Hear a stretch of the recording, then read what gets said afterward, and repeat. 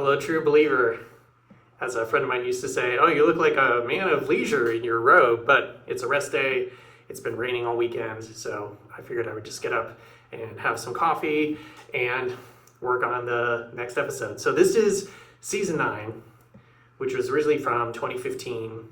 If you've been following along, in end of 2013, I did a trip to Zion and had a bad fall. So basically 2014 was like a wash. I was in recovery and getting over injuries and all that. So 2015, season 9, was the year of like getting back into not only climbing shape and in shape in general, but also big wall climbing. So this first episode is Stony Point, of course, bolt ladder laps.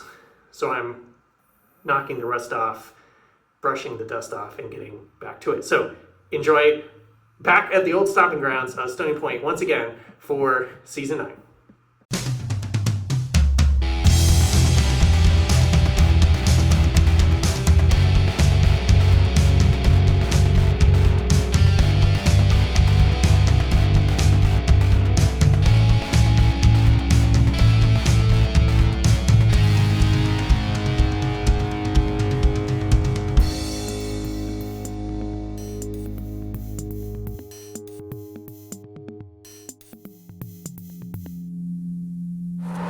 So how many years you have been?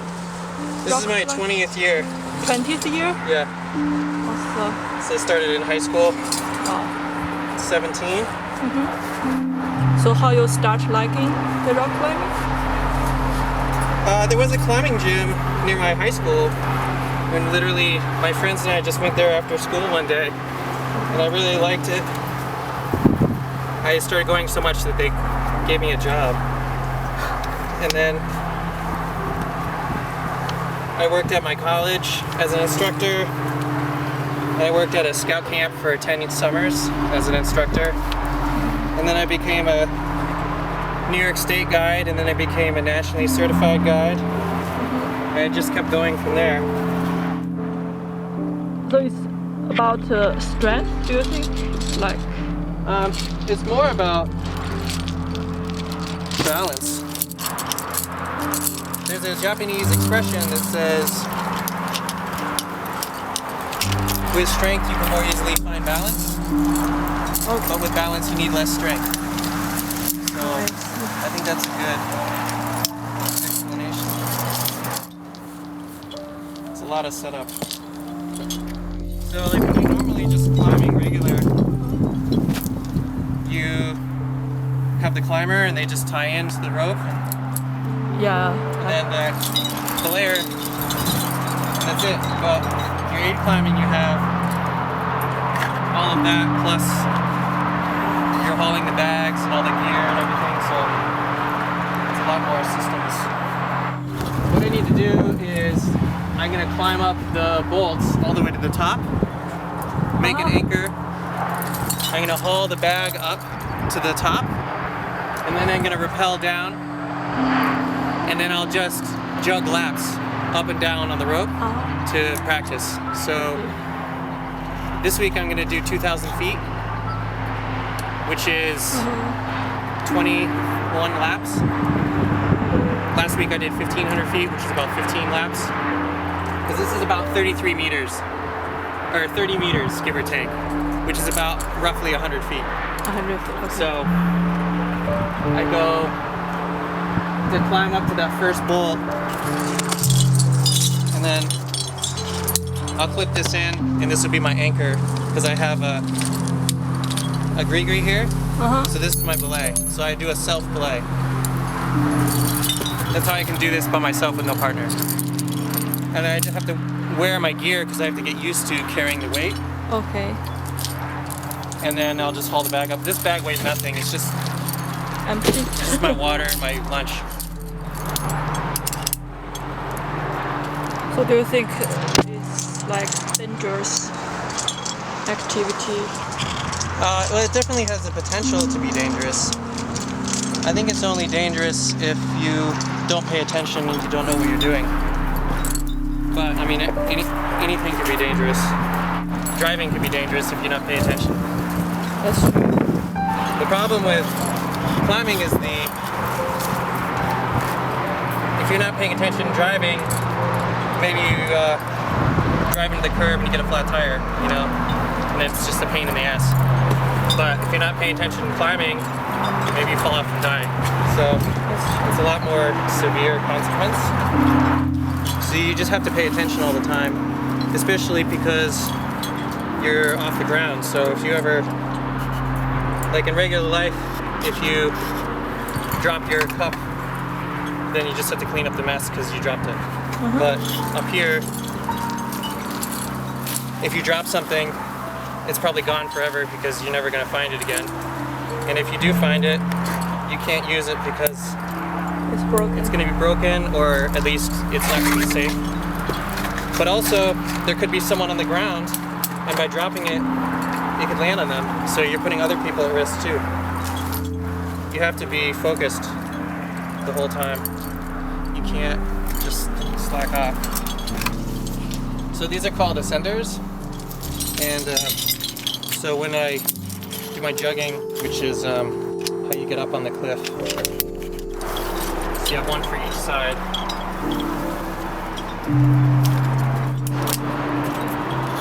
One for the left-handed foot and one for the right-handed foot. And I literally just climb up the rope. So right now there's a lot of slack in the rope, or stretch, I mean. So the first couple of times, I'm not really going to go very far. But then you just start.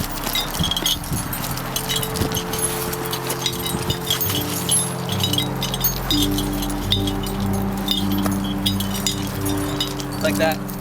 And you just all the way up. And so today I'm going to do this 20 times. Gotcha. So I usually do probably 4 laps an hour, 5 laps an hour. Okay. It takes about 10 or 15 minutes to go up, have a drink, and come down. Wow. So that's what it takes. It's like 6 hours. But I start doing longer. Like last week I did 1,500 feet. Today I'm gonna do 2,000. Next week I'll do 2,500. The week after 3,000. So eventually I can be out here for like 8 or 10 hours. But when I'm doing the big wall, you wake up when the sun comes up and you climb until dark. So you're on the wall 24 hours, but you're climbing like 15 hours. Time is like 4 days. So you just have to get used to, you know, climbing for like 60 hours, 4 days. Yeah. So That's kind of tough.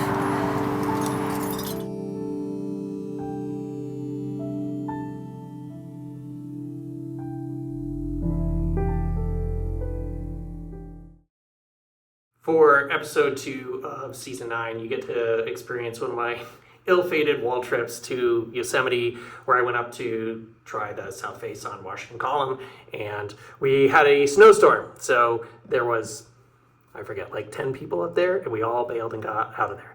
I'm sure it'll happen again, but anyway, enjoy this solo attempt of the south face.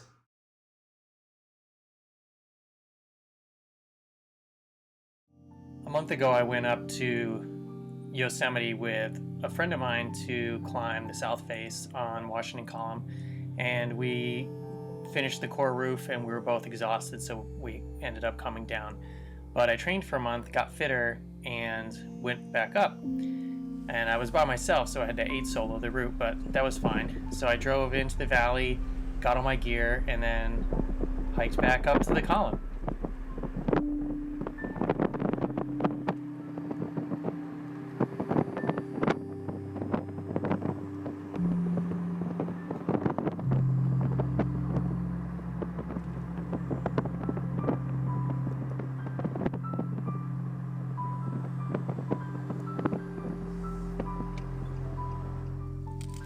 So it's 10:30 in the morning. I'm on day 1, and I met a group of 3 guys down here at the base of South Face on Washington Column.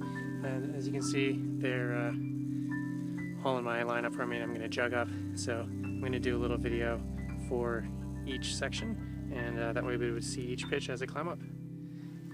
So this is the first pitch. You just have to scramble up all that from way down there. And then you climb up this, and you go up there. And that's pitch 1.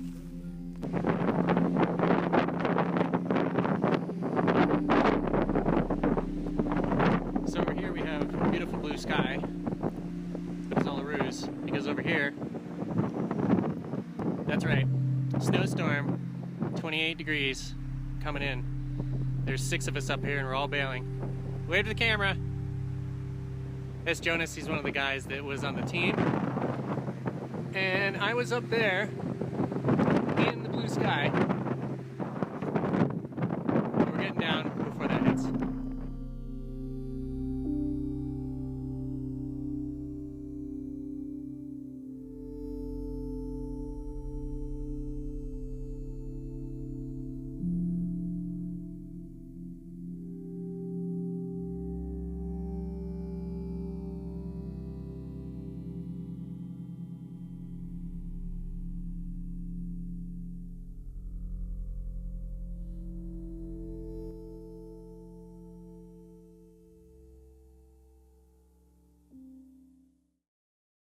Episode 3 of Season 9 is Heart Ledge, which, if you don't know, is a ledge up on El Cap. It's past the nose on the way on the west face towards like Lurking Fear and all that kind of stuff. There are fixed lines because a lot of people will jug up the fixed lines so they can haul and prep for their routes, or they will practice climbing like freerider or something, and then they just can zip down the fixed lines. So it's 10 pitches, but it's 5 fixed ropes. So my wife and I were in Yosemite, and I was like, oh, let's go up and like sleep on the captain. It'll be kind of amazing. You know, it's a cool experience to go up 1,000 feet or higher, 1,500 feet.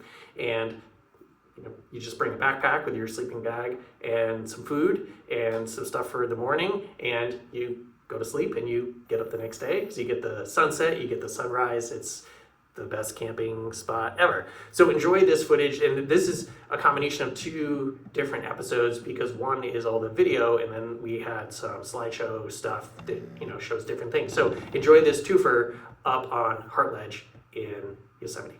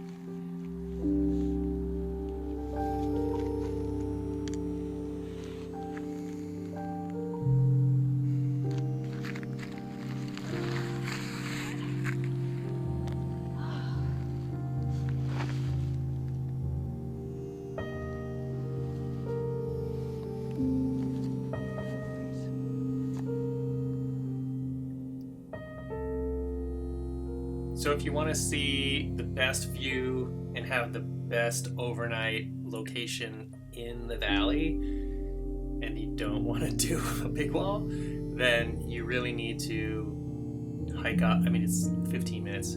Hike up to the fixed lines and jug up to Hart.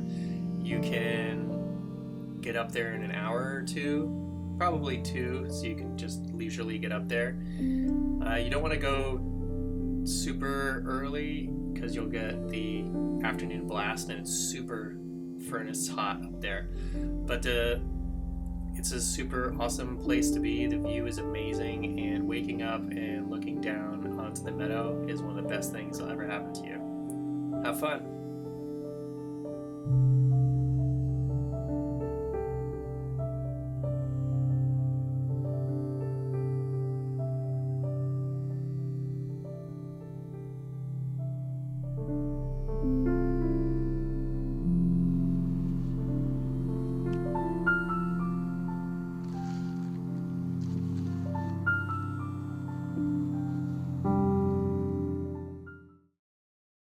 Episode 4 is called Mathis Crest because that's what it's about. And if I neglected to, so this whole season is all Yosemite adventures. I had lived and worked there for almost the entire year of 2009, and then I was overseas for a few years. And when I came back, it was like, okay, every year I have to go to the valley at least once. And every trip was usually a week. If I could only go once, I would try to go for 2 weeks, but I tried to go for 2 one-week trips if possible. So TR and I went for a week or 10 days, and we did a bunch of adventures, and one of them was Mathis Crest, which they call the climber's hike, because you can't see from the road. The only way to see is you gotta hike like 5 miles in. And it's essentially a 1 mile long 5th class ridgeline scramble. So you hike all the way to the end, and you climb 3 pitches, I think at like 5'8", and then you just kind of ridge walk all the way back, and then you scramble, wrap down, and hike back out. So it's a really long day, but it's amazing. We did not have any video, so this is another slideshow episode, but there were so many pictures. So I hope it inspires you. There is a lake, so a lot of people will hike in and kind of set up a base camp because there's all these adventures, and you could go climb a different peak basically every single day and then hike back out. So regardless, whether you go in and camp or you go in for the day, go up to Tuolumne and check it out. It's really great.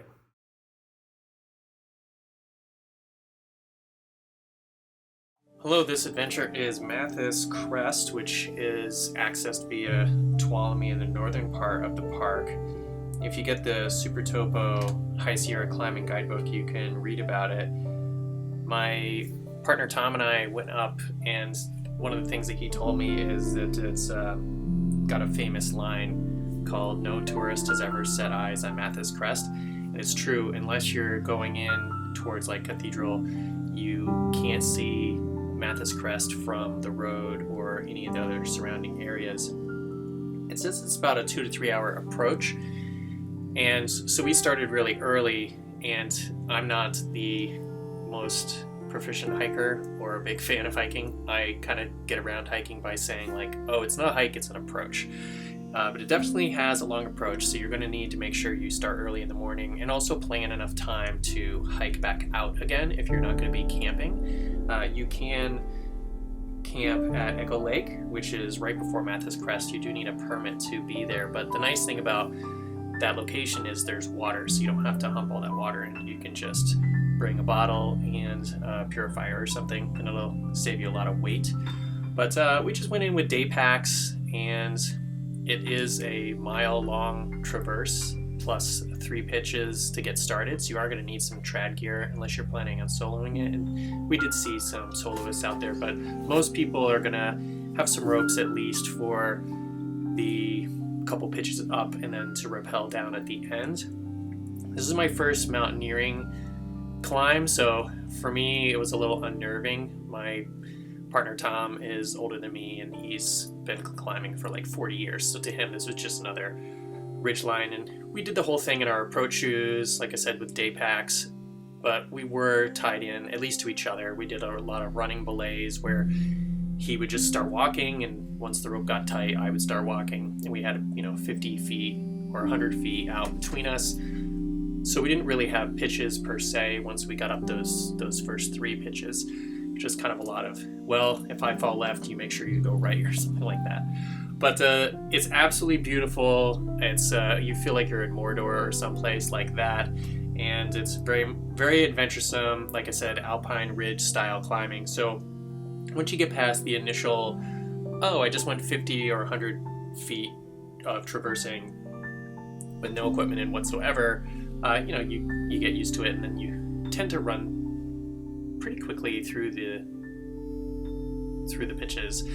And the nice thing too is you can kind of stop wherever you want and just rappel down. But definitely beautiful scenery, great climb, and as I said, just make sure you plan plenty of time so you can hike in and out leisurely. We did make it back to Echo Lake before the sunset, but we were in the dark the rest of the way back to the car, so it was at least an hour. So that's the only thing I would have changed, or if I go back again, I'll make sure to start earlier or maybe just climb a little faster.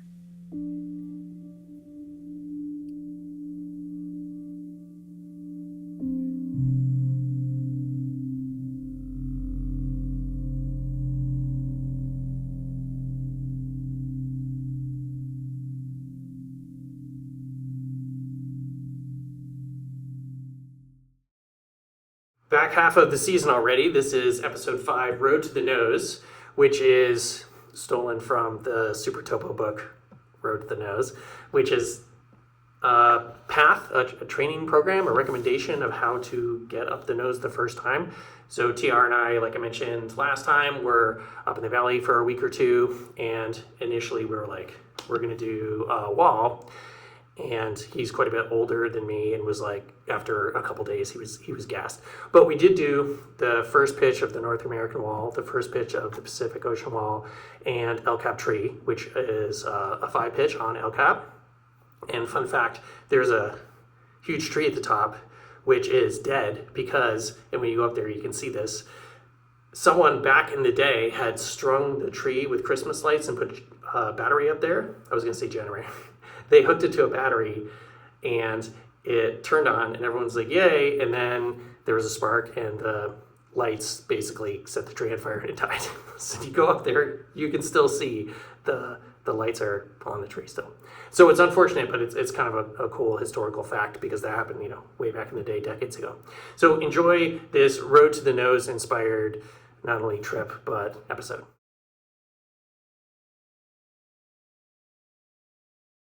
Hello, true believer. I have a head cold, so apologies if my voice sounds a little strange, but here we are on another adventure. This one's entitled Road to the Nose, after the Super Topo guidebook by the same name of Chris Mack. I went up a couple years ago with a friend for a 2-week big wall trip to Yosemite, and we, armed with Chris Mack's book, decided we're going to go up and literally follow the blueprint of the Road to the Nose. So we drove, it's about 6 hours, so you get up at like 5 in the morning. I think we left at 6, got there at noon, and kind of spent the afternoon just hanging out in the valley, getting coffee, going to the mountain shop, going through all our gear, setting up our camp, going to the bridge. I'm friends with Eric Sloan, who runs Yosemite Big Wall, and that season he was working at the Aska Climber down at the El Cap Bridge down there. And so we're, scouting the teams that are on the wall and kind of reintroducing ourselves to being in the valley after not being there for a while. And ironically, there was Yosar training in the meadow. And at first we were a little concerned, but we just found it was litter and extraction training. There wasn't an actual rescue. So everyone was fine, which was cool.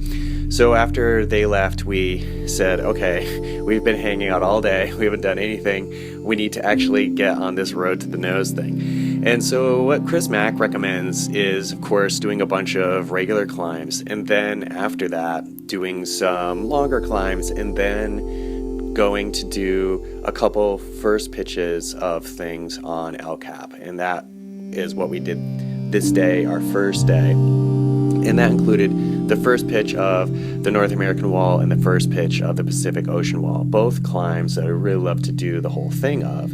But the nice thing was we could go up after a couple hour rest of being out of the car and get a one pitch climb in that we each led and each followed. So Tom did the first one and I cleaned, and then I led the second one and he cleaned. And it gave us a chance to just kind of knock the rust off, get a chance to climb together, get all our systems dialed, and not worry about having the weight of a haul bag and hauling and being exhausted and all of that stuff. It is quite a different world to go. First of all, it's a 6-hour drive, and then secondly, it's probably another half day's worth of prep to get all your gear organized and get up there.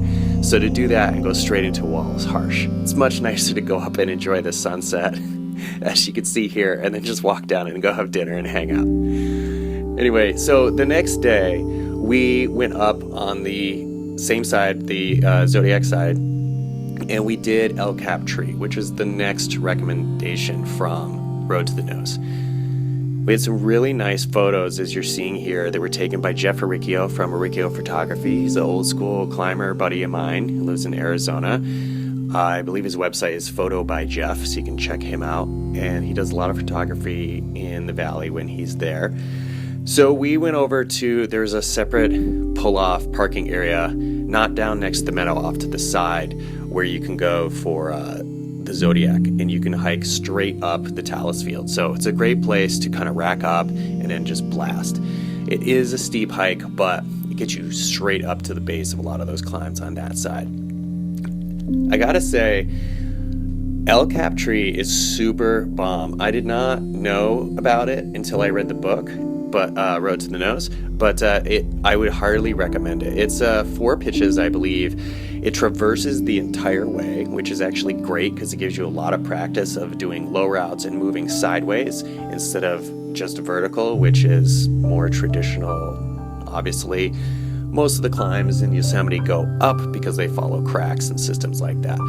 But it was really nice to be able to kind of just start off with a lot of changing terrain. The first pitch especially, you scramble up a little bit and then it's this big traverse. You get some bolt ladder stuff, you get some fixed pieces, and then you're proper aiding after that. So I led the entire climb and Tom belayed, cleaned, followed. And again, we didn't have anything with us. There was no hauling, there was no bags, there was no gear. It was literally just, let's dial the system in, we'll get a couple pitches in, and we'll have a good time. It also has a wonderful view of El Cap. You get to see, not only because it's a very vertical flat section on the Zodiac side, but also because you're traversing, so you're literally moving across the wall. So in a lot of these pictures, like here, you'll see the view is just really fantastic. And of course, you're looking directly across at the cathedrals and down at the meadow. I just can't recommend it enough. Actually, too, very interesting, there's so much to do in Yosemite that I've always felt like, well, why do anything twice? Unless I'm going to go with someone who's never done it or doesn't have the experience, and I would like to have them be on a wall that I know. This is one of the few climbs that I would really like to actually go do again. And it might actually be really fun to go do with someone, and I could do like Tom's role where they would lead the whole climb and I would simply follow. But I did want to say this quick story. The reason they call it El Cap Tree is, as you could see, there is a tree up there, which is dead, unfortunately. And the lore is, back in the day, some of the guys went up and they strung Christmas lights, attached it to a generator, and then they had a lit Christmas tree up on El Cap. Unfortunately, it killed the tree, but the lights are still there. So, long and short, go up, get Road to the Nose, do El Cap Tree. It's super bomb. See you in the valley.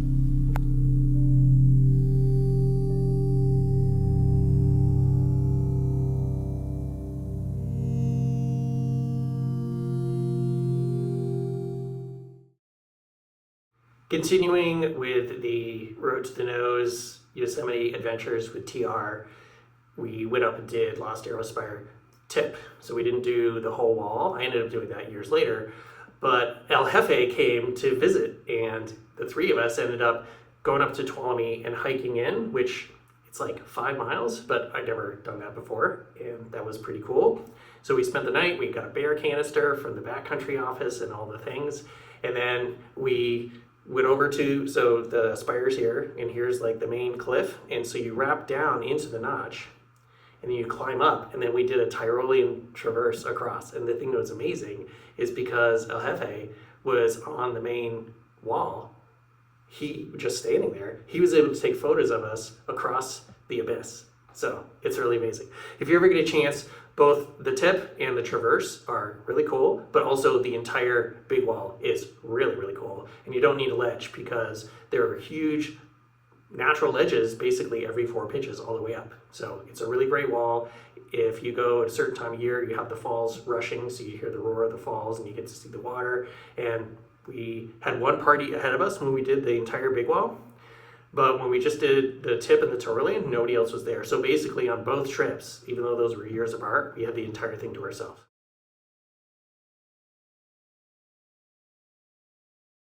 Hello, true believer.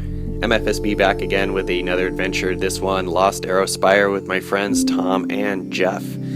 Tom Rosecrans is the owner of Rock Sport, a climbing gym in upstate New York where I learned to climb back in the day. And Jeff, an old school friend of mine who is now a photographer.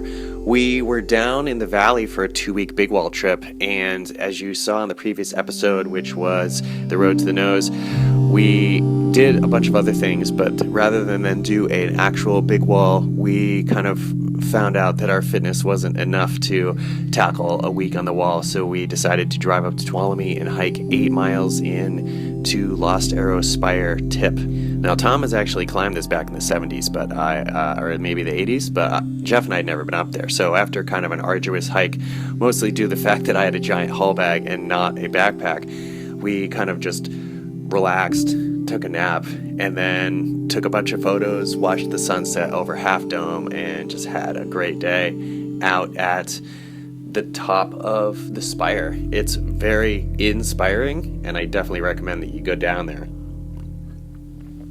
And also, of course, the view is amazing. I have to apologize for my voice. I'm doing some voiceovers today, and I'm getting over being sick. But we woke up the next day. It was really cold. Jeff got up and laughed at me and threw his sleeping bag on top of me. And then I said, well, I have 2 sleeping bags. I'm not getting up. But eventually I did. And ironically, we found out that Tom and I had almost identical outfits. So it makes it a little difficult to tell us apart sometimes. But anyway, so glad Jeff was there, because not only did we get a lot of great photos, but we were able to kind of share the experience, and that was really cool. So what we wanted to do was wrap down, do the spire, but also Tyrolean back.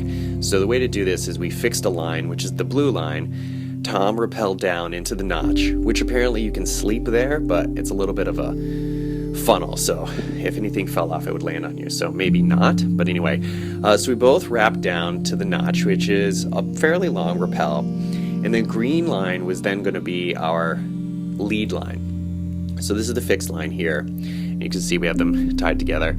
So what we were going to do is lead up 2 pitches to the top of the spire, trailing the fixed line, so that when we got up, we could wrap down off the spire on the lead line, which is the green rope, and then jug up the fixed line, which is the blue rope.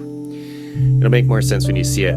Tom was getting himself into position. He's clipped into the anchor there. You can see a great view of, it's definitely a great beginning. I then led the 2 pitches. Super fun, very easy, just kind of straightforward aid climbing. Didn't need any hooks, no fixed gear, there's no hammer. It's still just, very clean climbing.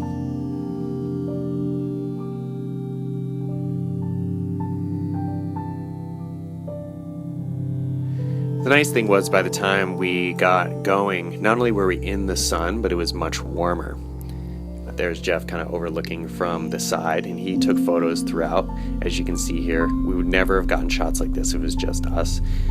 The one thing I would say is I'm not a big slab climber, and the top out, as you could see there, was very slabby, so I'm glad I had my climbing shoes on and my approach shoes. But it is very straightforward and easy climb. and you have amazing views on all sides.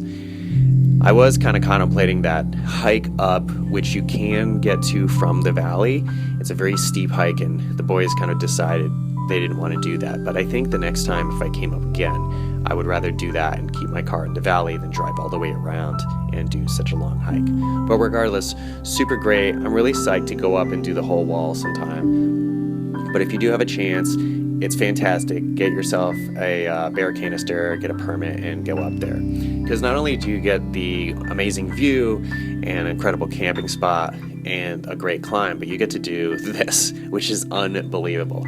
So as I said before, we have the blue line, which is a fixed line from the top of the main cliff, and then the green line was our rappel line / lead line. So I'm rappelling down off the spire on the green line with my jugs on the fixed line, and as I rappel down, I'm jugging myself over so that I'm literally diagonaling, going down and over and down and over and down and over, and eventually I'm completely off the rappel line and simply jugging on the lead line. Now Tom had a little more difficult portion of this because he had to rappel down the green line and then pull it out of the anchor, and he did a slight swing over onto the main face, but it was fine. Here you can see our fixed line there, and you just jug up at the end, pull up your 2 ropes, you leave no gear, no rope, nothing behind.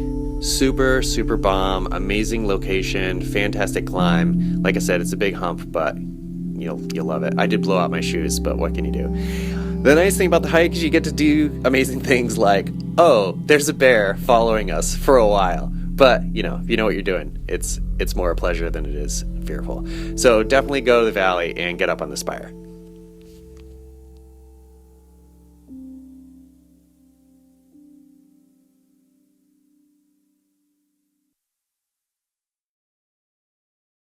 We're almost done with the season. This is episode 7, Tuolumne, which I mentioned before. I was there with TR back in the day. But for those who don't know, in 2015, my wife and I got married on El Cap, and we have a feature documentary which is now distributed. You can see it in a lot of places, called El Cap Wedding. So it's free on Tubi and YouTube, but you can also pay to stream it on places like Amazon and Google Play and Vimeo and all the ones. So please check it out. We'd love you to see the film. So this adventure up in Tuolumne was our anniversary, or our honeymoon, I should say. We did go up for an anniversary as well. So we got married, and then the week later, we went up to Tuolumne, and we did a couple of these adventures. So enjoy the tales, and at the end, you'll see I got like a crazy food poisoning, and we actually cut the trip short. And my wife drove me all the way home, which is like 9 hours. But, sometimes things don't work out. So regardless, go up to Tuolumne. The valley, like in Yosemite, in Tuolumne, not only are they an hour to an hour and a half apart, depending, because the road is 25 to 35 miles an hour. Speeding kills bears, so obey the speed limit. But the elevation change is vastly different. So they do feel like 2 completely different parks, even though it's all in Yosemite. But regardless, whether you go to the valley or Tuolumne or both, go have a great time. They're both amazing.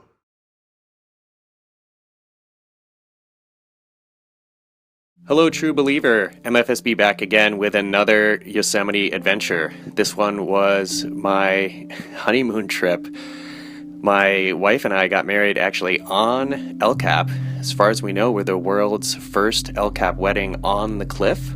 You can check it out at elcapwedding.com. And after that week in the valley, we went up to Tuolumne for our anniversary trip. And the first day was literally drive up from the valley, get our campground set up, and go do Northwest Books, which is a couple pitch, 5'6", very slabby.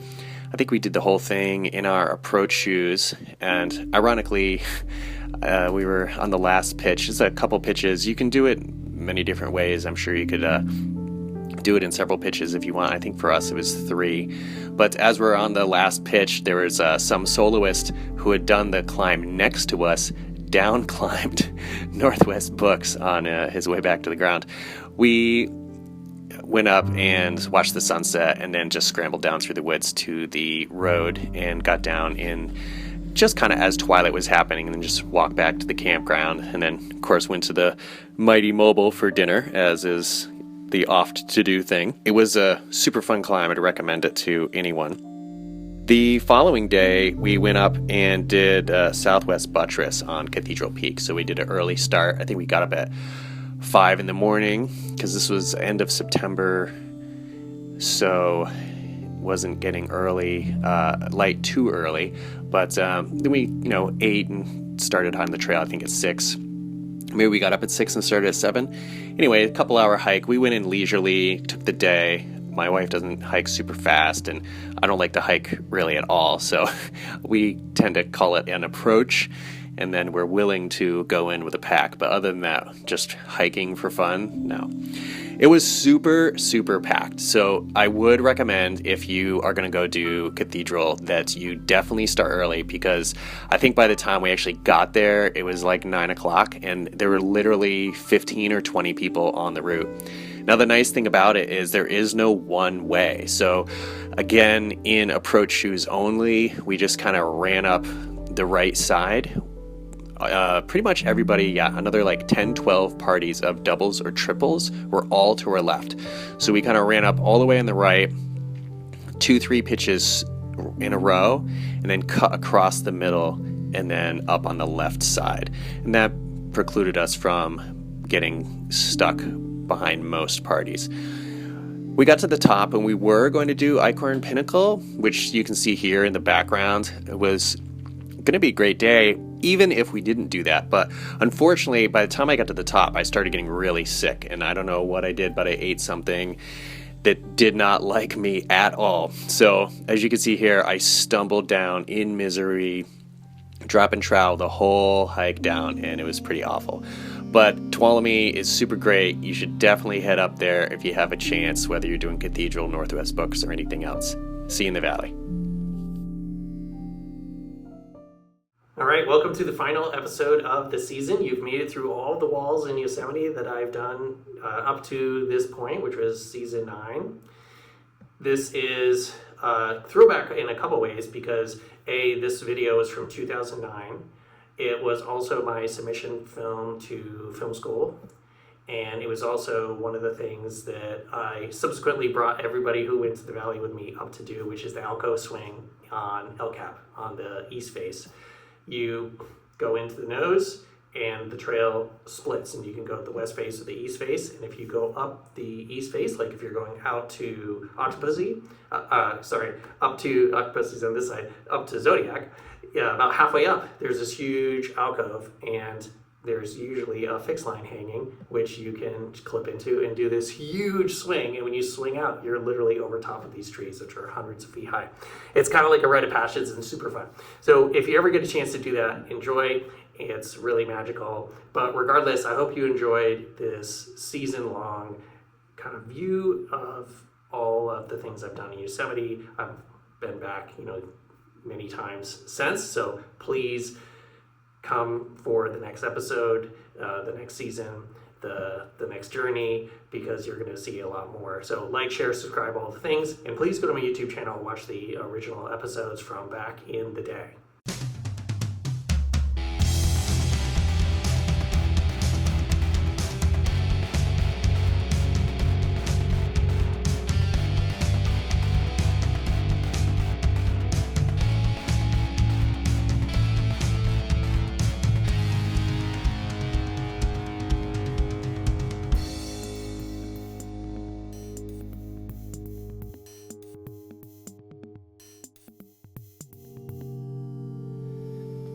Well, hello, true believer. Here we are yet again with another video adventure. This is the swing, which I shot back in 2009, actually, as a application to film school video. As you could see at the beginning, it was fire season. There was a huge fire outside the valley, which is why there's this really cool looking smoke cloud in front of El Cap. I had been there as a bear ranger for the season, and I ended up staying in the valley for about 9 months, which was my first valley trip ever. Ironically, I always said, I want to go to Yosemite, but I don't want to go for the weekend. And so the best thing to do was get a job there and then stay for the season. almost the whole year actually. And while I was there, I befriended a bunch of wall climbers because one of the things I wanted to do was learn how to big wall climb and aid climb, because that's one of the things you do in Yosemite, and I didn't want to just go and do regular climbing. So one of the things that I saw was the alcove swing, which is what I just hiked up to here, just at the base of El Cap over on the Zodiac side. And a friend of mine said, hey, you know, that's such a cool thing that no one ever gets to do. You should show people that. So we borrowed a camera from my buddy Eric and just hiked in one day and literally made it up as we went along. And as you can see, it's quite the approach. It's a 30, 45-minute hike, depending on your fitness, and then a big slab, kind of a fourth class scramble, and you just clip and go. And the line at the time was put up every season, and then the monkeys would kind of either take it down or it'd get chopped, and then they would replace it the following season. Super fun. I saw every version of this you could think of. People going one at a time, two at a time, people going upside down, backwards, naked. They would skateboard down, people riding on a bike, people having sex, every version of swinging you could think of. Super fun. People would go up and do it after work, people would do it at night, people would do it in the rain. I'm sure people did it in the off season in the snow and all kinds of stuff, but unfortunately I've heard now that the rope has been taken down by the rangers and that it's been put back up, or that it's back down again. So I don't know what the current condition of the alcove swing is, but I do know if you ever get a chance to go up there and a rope is there, you should definitely make sure you have your harness and your gree with you so you can clip in and go, because it's a super fun ride. And as you can see here, it's really, you can't recreate it anywhere else. So whether you go up to the valley and do the swing or not, definitely go to the valley and have some adventures, because there are things there that you can't really do anywhere else. And whether it's big wall climbing or bouldering, trad or sport, top rope, or just hanging out in the meadow, it's really a magical place unlike anything else. And I hope that by watching some of these videos, it inspires you to go volunteer at a national park, get a job there, or just go visit. I used to be super hardcore dirtbag and would drive in after hours and leave early in the morning so I didn't have to pay to go into places, because how dare people charge me for nature?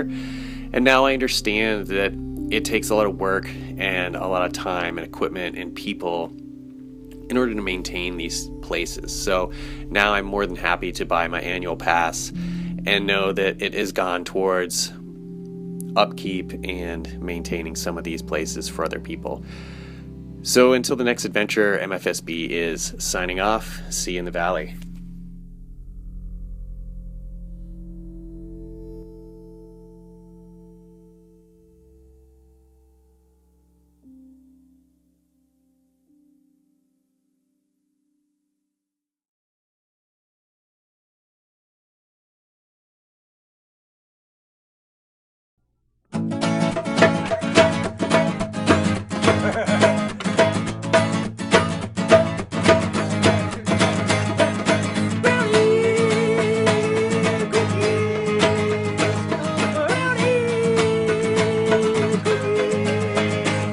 So bad.